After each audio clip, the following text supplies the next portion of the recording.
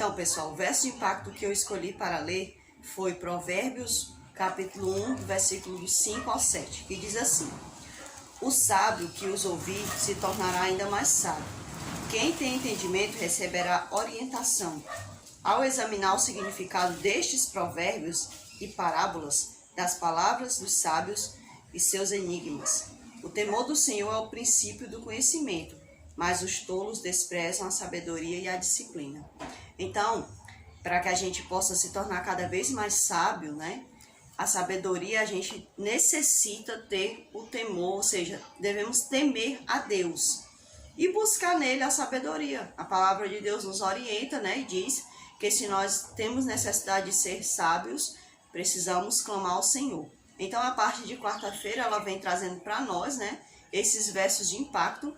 E eu espero que vocês leiam os outros versos, né? E possam meditar em cada um deles. Então, e refletir e ver qual deles, né, chamou tanto a sua atenção. Aí diz assim, ó: muitos que acompanhavam os passos de Jesus estavam interessados apenas em ver curas e milagres. E hoje, como a gente volta a repetir, não é diferente. Muitas pessoas acompanham Jesus hoje, né? Mas em busca de curas e milagres. Infelizmente, não é diferente, né? O risco de tomarem um rumo errado era elevado, porque se deixaram levar pelos acontecimentos do momento. Ou seja, a pessoa ela não se deixava, né, ser conquistada, ser convencida pelas atitudes de Cristo, mas ela se deixava levar pelo momento. E isso é um risco muito grande. Esse risco é um risco grande para as pessoas que se deixam muito levar pelo emocional. É por isso que nós devemos ter bastante cuidado nessa questão de se deixar levar pelo emocional, não raciocinar, né? Porque essas pessoas que se deixam levar muito pelo emocional não raciocinam em relação às coisas que ouvem ou às coisas que veem. São pessoas fáceis, né, de cair mais no futuramente, quando Satanás se manifestar, né? Ele vai se passar pelo Filho de Deus, né, pelo próprio Senhor Jesus. Então ele vai fazer essas coisas que atraem os olhos, né? Essas coisas que atraem pessoas que se deixam levar só pela situação do momento. Então nós devemos tomar bastante cuidado. Buscar a Deus somente pelo que queremos, né, nos leva ao risco de não amarmos a Ele verdadeiramente. Também nos deixa levar pela emoção. Então devemos tomar bastante cuidado em relação a isso. O que aconteceu quando os discípulos não puderam curar o garoto endemoniado? Vejam só, na hora que eles não conseguiram curar o garoto, né, eles ficaram logo desorientados. Por quê? Porque eles queriam ver logo a coisa acontecendo. Então, muitas pessoas que se deixam levar pelo emocional, elas querem o agora, elas são imediatistas, né? Então, é um risco muito grande que as pessoas correm, né? Quando elas se deixam levar apenas pelo momento. A multidão se voltou contra eles. Veja que também a multidão, quando viu que eles não realizaram o milagre, né, a cura, né, não conseguiram expulsar o demônio, a multidão também ficou agitada, né? Então, isso é muito perigoso, né? Isso é bastante perigoso. Nós devemos ter a fé verdadeira, a fé que sabe esperar, a fé que obedece, que nos leva a obedecer a Deus. A multidão se voltou contra eles. Depois que a situação foi resolvida por Jesus, novamente ficaram maravilhados. Ou seja, eles só se maravilhavam com as coisas que eles queriam ver, né? As palavras de Jesus pouco impactavam, mas os milagres causavam neles aquela euforia. Então, devemos vigiar se nós não estamos sendo como aquele povo lá do passado, né? Só dando aleluias a Deus quando a gente vê as coisas grandiosas aos nossos olhos, né? Isso é uma coisa muito preocupante que a gente vê hoje em dia. Às vezes as pessoas vão à igreja e essa igreja é muito morta, o louvor é tão parado. Cadê aquela oração de poder que as pessoas têm, que falam alto, gritam, né? Então elas querem coisas que mexam com o emocional delas. E isso é bastante perigoso. né? Porque as palavras de Jesus têm que fazer a gente refletir sobre nós, sobre Ele, sobre o que está acontecendo, né? E não nos levar a uma euforia, né? A ponto de não percebermos que estamos sendo enganados muitas das vezes, né? Pelas vãs doutrinas, pelas palavras falsas e cheias de bajulações. Então devemos tomar bastante cuidado. Um tempo depois, quando Jesus estava diante de Pilatos, essas mesmas pessoas preferiram que Barrabás fosse libertado, né? Olha só para você ver. Essas pessoas que se maravilhavam que se deixavam levar pelo momento, pela emoção, essas pessoas, elas uma hora era com Jesus, outra hora era contra Jesus. Então, na hora da morte, na hora do julgamento de Cristo, elas se voltaram totalmente contra Cristo e ficaram a favor de um salteador. Então a gente deve prestar bastante atenção nisso, né? De não, se Jesus não fizer algo por mim, eu já me revolto. Ou se aquele irmão orar e não acontecer, ele não é um servo de Deus, né? Tem que ter aquele irmão que ora, né? Que faz aquela oração forte que o pessoal chama, né? Então devemos tomar bastante cuidado para não sermos pessoas que se deixam levar pelo momento. Então a gente tem que tomar bastante cuidado para não nos acharmos melhores do que aquelas pessoas do passado. Às vezes é muito fácil a gente condenar, né? A gente julgar e condenar aquelas pessoas e não fazer uma análise de nós mesmos. Então na parte de quinta-feira diz assim para nós, o livro O Libertador. Se podes fazer alguma coisa, tem compaixão de nós, ajuda-nos. Quantas vezes uma pessoa oprimida pelo pecado tem ecoado essa oração? E a resposta é: tudo é possível àquele que crê. Então, muitas das vezes, pessoas têm feito esse pedido, né? Tenha misericórdia de mim, tenha compaixão de mim, como clamou a mulher, como clamou o cego, né? O Bartimeu. Então, muitas pessoas clamavam, né? E hoje não é diferente, muitas pessoas ainda estão clamando. E nós devemos acreditar que tudo é possível àquele que crê. Em Cristo, Deus providenciou os meios para subjugar cada traço pecaminoso e resistir a cada tentação, não importa quão forte ela seja. Muitas pessoas acham que é impossível vencermos o pecado, os nossos maus hábitos, né? Mas eu digo uma coisa para você, não é impossível não. Não importa qual seja o pecado. Se é o pecado da pornografia, se é o pecado da masturbação, não importa qual seja o pecado, né? Não importa o pecado, se é mentira, se é roubo, se é adultério, se é fofoca, né? Se é levantar falso testemunho contra o próximo, se é cobiçar, não importa qual seja o pecado. Se nós nos entregarmos verdadeiramente nas mãos de Deus, se nós nos submetermos a Deus, o pecado é possível ser vencido sim. Veja que Jesus falou assim para Caim, ele disse assim: Caim, o pecado jaz à tua porta. Ou seja, há um conflito dentro de ti, né? O pecado está pedindo para reinar em ti. E o Senhor disse para Caim: cumpre a ti dominar-te. Ele não disse assim: vem aqui, Caim, que eu vou dominar o seu pecado. Não, ele não falou isso. Ele disse que Caim tinha a capacidade de dominar o seu pecado, o pecado, os desejos da carne dele. Então, muitas das vezes nós usamos de desculpa dizendo que eu não consigo me libertar desse vício das drogas, da prostituição, né, do adultério. Às vezes as pessoas usam essas desculpas, mas todo pecado é possível sim vencer em Cristo Jesus. Não é que Jesus Cristo vai fazer o que você tem que fazer, não. Mas Ele vai mostrar para você os meios pelos quais você deve, né? Os quais você deve usar para ser liberto do pecado. Jesus Cristo é o libertador. Lembre-se sempre disso. E aqui diz mais para nós, pessoal. Jesus queria que ele e as pessoas que o seguiam entendessem a necessidade, né, de se esvaziarem de si mesmo para permitir que o Espírito Santo os enchesse do poder de Deus. Então, muitos não entenderam aquele chamado de Cristo, que Cristo queria que as pessoas entendessem que era possível sim né, eles vencerem qualquer tipo de debilidade carnal, mas era necessário que eles se esvaziassem, deixassem que o Espírito Santo guiasse as suas vidas. Então, eu só vou poder, né, ser restaurado, ser liberto, né, ser transformado, se eu deixar o próprio Espírito Santo me transformar. Se eu me esvaziar do meu eu, deixar de lado aquilo que me agrada e pedir ao Espírito Santo que coloque em mim os seus frutos. E o fruto que vai nos ajudar, né, a vencer o pecado chama-se o fruto do domínio próprio. Veja só que interessante.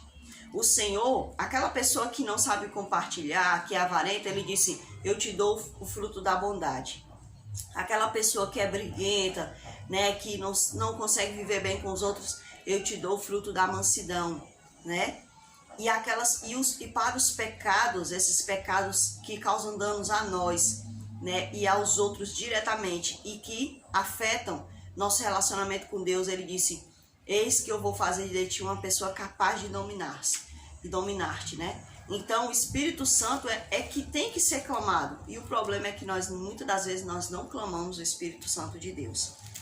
Continua dizendo assim para nós, ó. Devemos continuar exercitando a nossa fé. Isso também é necessário.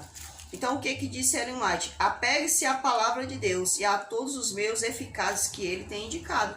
Então o Senhor, ele já deu tudo, né? Lá em Efésios capítulo 6, ele vai falar para nós sobre a armadura do cristão. Então ele já disse tudo para nós. Como é que a gente vai vencer ao inimigo? É através da armadura do cristão. Então vamos aqui para a parte da sexta-feira que vai dizer assim para nós, ó. Durante a Segunda Guerra Mundial, enquanto investigavam prédios bombardeados, né, à procura de soldados inimigos, os aliados descobriram palavras entalhadas na parede do porão.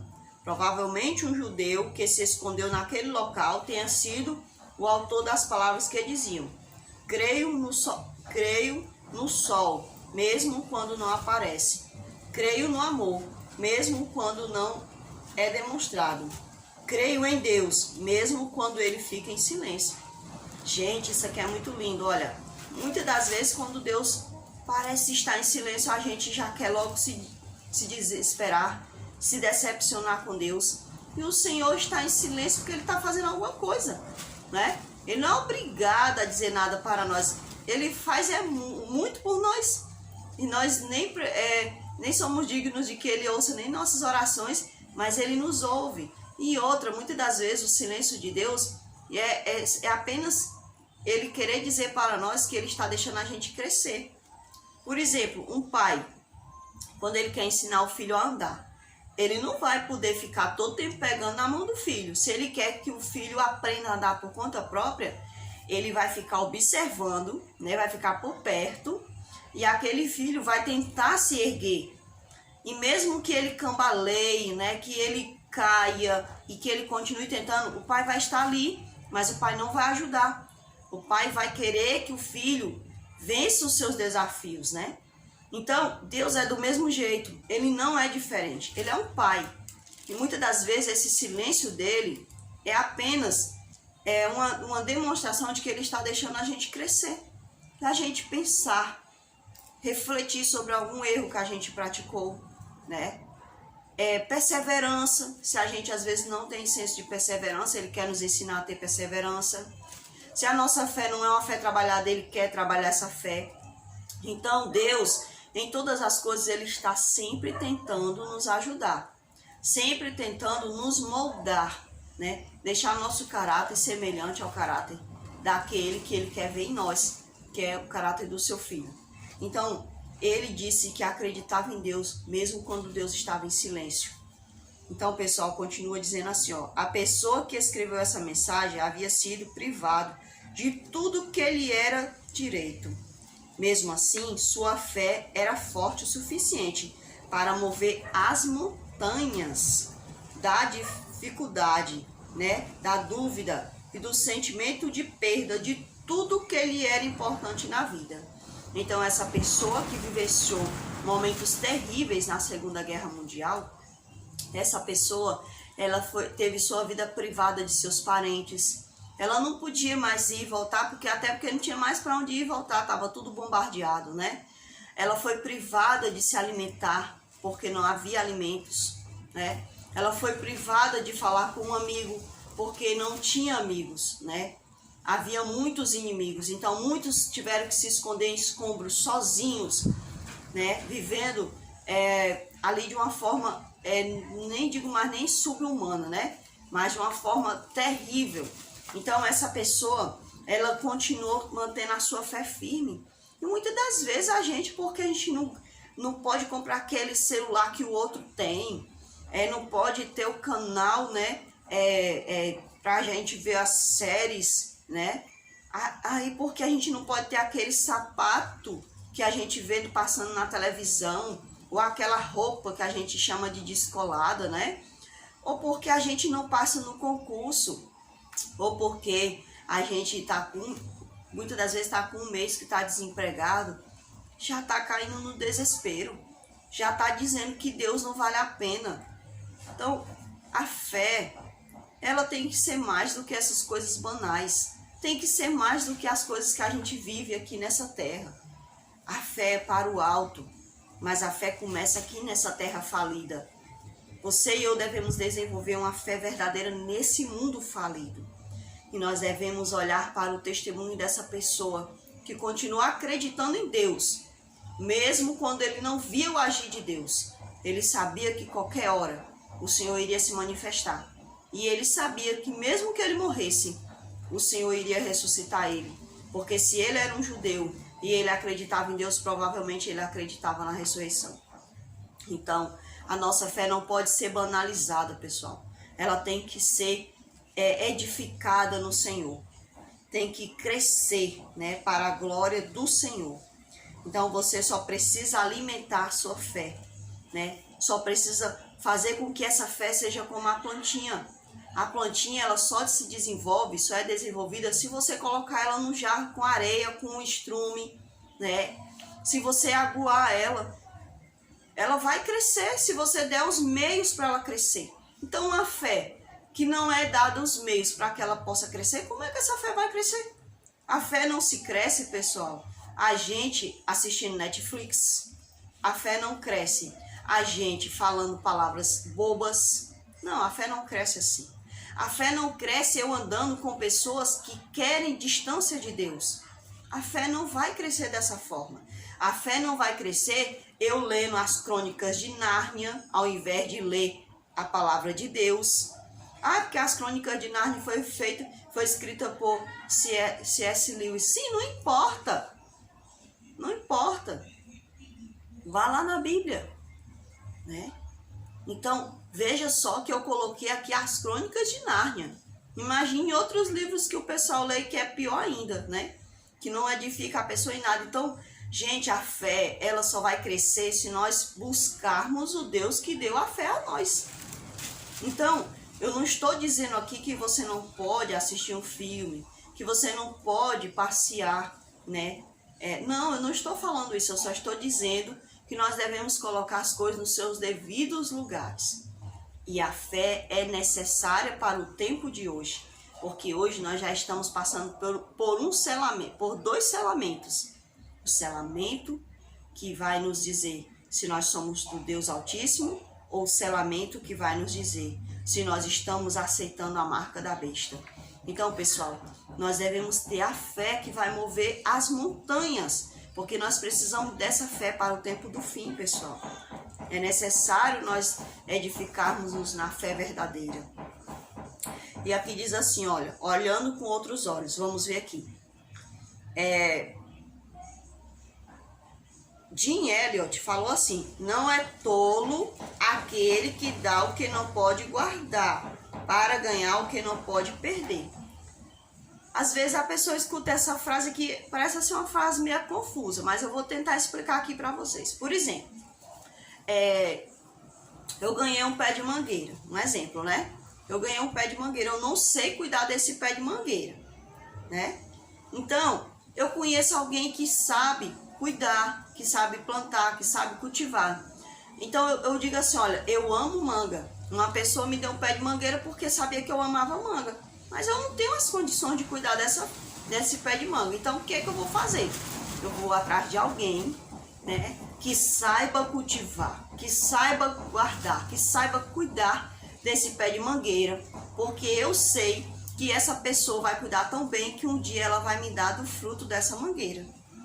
Então, o que é que a gente pode tirar dessa frase? O Senhor nos deu a fé. Nós muitas das vezes não sabemos cuidar da fé.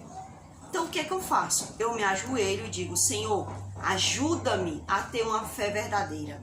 Ajuda-me a cultivar a fé verdadeira.